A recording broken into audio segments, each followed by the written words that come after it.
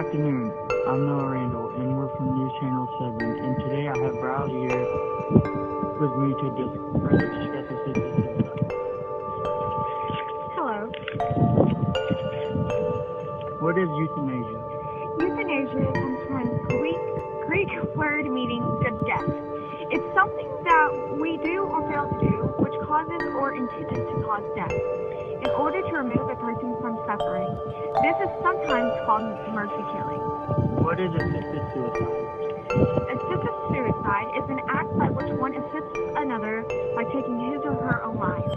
In this case, for example, who engages in assisted suicide would, upon the patient's request, provide the deadly drugs for the person to use. And which are not. What kind of treatments and interventions then are morally obligatory? Shouldn't a person be able to say that his or her pain and suffering is too much to bear and has the right to be free of that suffering?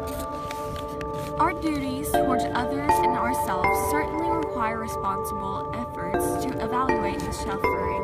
At the same time, it is impossible to live without suffering, and therefore it makes no sense to talk about the right or to be completely free of it. The pro-long inertia movement maintains that our rights include determining the time and matter of our own death. The patient is observed. If, however, one is simply considering the so-called right to choose death when suffering is too great, then we have to ask the question of what kind of suffering qualifies.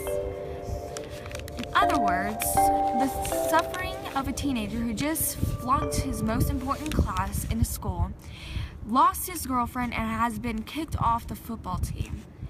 Isn't suffering too great for him to bear? What if he thinks it is?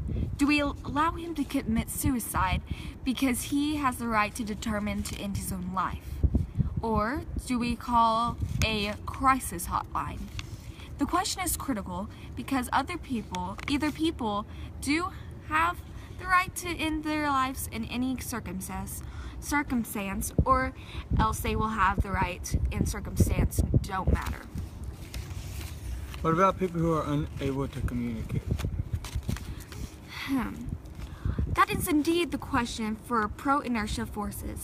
People who cannot communicate are people nevertheless. This gets the heart of the problem. A person's inability to function does not make their lives less valuable. People do not become vegetables. Children of God never lose the divine image in which they made.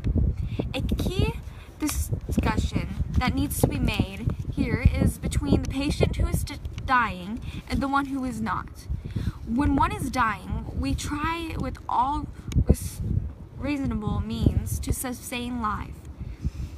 And as we have noted already, some interventions are necessary and some are not.